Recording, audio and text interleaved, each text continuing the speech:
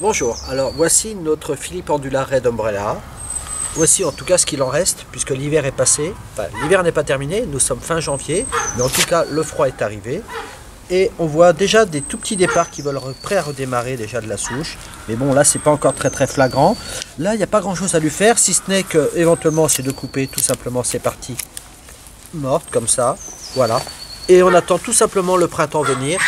Donc je vous dis à bientôt. Alors voici notre Filipendula, nous sommes aujourd'hui le 22 mars. Et alors vous voyez la puissance de cette plante, hein, puisque même là, au travers de cette toile, eh bien, elle a tendance un petit peu à vouloir la pousser pour dire laisse-moi de la place, je la veux la place. Hein, on l'avait plantée ici et vous voyez que finalement de ses racines, tout redémarre comme ça. Là. Donc là, elle est même passée au travers de la toile, voyez-vous. Donc là c'est vraiment quelque chose de puissant. Hein, n'oubliez pas, c'est une plante qui va monter à 1,80 m de hauteur. Donc là je m'attends à quelque chose de vraiment très sympa cette année. Bah, je vous dis à bientôt.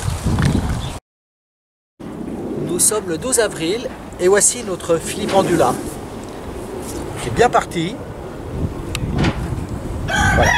On va attendre que ça pousse tout ça. À bientôt.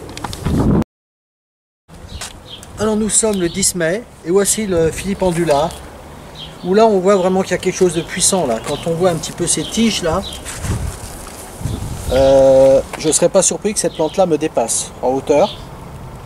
En tout cas, là, ça y est, hein, c'est parti à démarrer, à pousser. Voilà, ça nous promet quelque chose d'assez puissant. Bon, je vois un petit peu de pucerons, mais ça, rien de méchant. Les coccinelles devraient faire le travail. Voilà. En tout cas, on va les laisser se développer. Et puis, j'espère bien surtout profiter de leurs fleurs. Voilà, à bientôt. Alors, nous voici aujourd'hui le 14 juin. Notre Filipendula qui commence seulement à fleurir. Il va tout aussi bien continuer de pousser un petit peu encore en hauteur en tout cas. Là on n'en est pas encore à sa taille maximale. Hein. Voilà, donc admirez ces fleurs. On en est vraiment à son début. On devrait voir cette plante comme ça fleurir jusqu'au mois de août, voire même septembre. Voilà, tout est dit. Merci.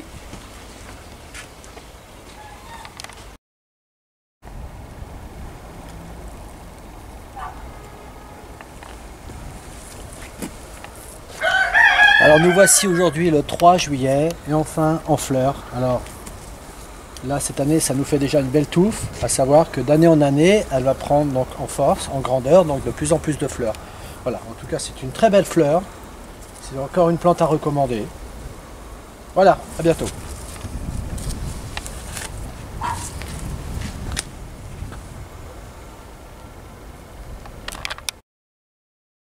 Alors nous sommes aujourd'hui le 12 juillet et voici notre floraison là qui se termine. Donc on va tout simplement couper ces inflorescences.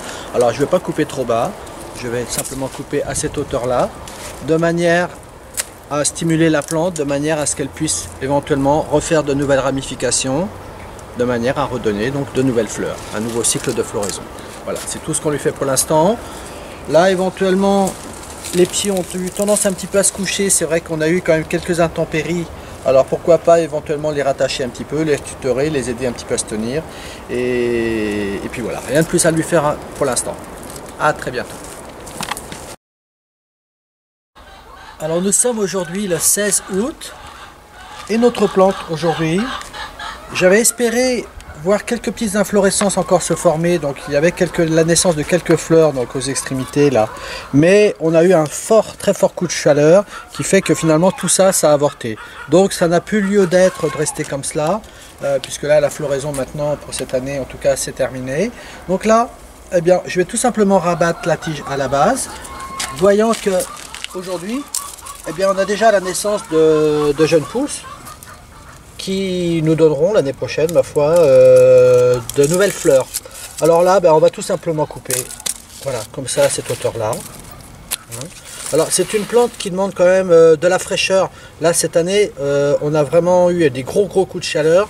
Peut-être qu'à un moment donné on a manqué un petit peu donc, sur l'arrosage, qui fait que cette plante là a souffert un petit peu. Elle n'est pas morte pour autant. Donc l'année prochaine on veillera surtout à ce qu'elle ne manque pas d'eau, de manière à profiter d'une floraison plus durable en tout cas. Hein, puisque on aurait pu, je pense, obtenir de la fleur au moins jusqu'à maintenant, jusqu'à la mi-août. Hein. Voilà, bon en tout cas pour aujourd'hui je taille tout ça. Et à bientôt. Alors aujourd'hui le 15 octobre, voici notre Filipendula qui donne l'impression d'avoir des parties mortes, puisque ça c'est ce qui avait été taillé au préalable, ce qui n'empêche que du coup la plante elle fait des rejets, donc à la base, voire même a tendance un petit peu même à s'étaler. Donc là pour aujourd'hui, rien de spécial à faire, on va juste éventuellement pour faire propre, finir de couper ce qui avait déjà été coupé avant. Voilà, et on va laisser passer comme cela l'hiver pour la revoir revenir l'année prochaine. À bientôt.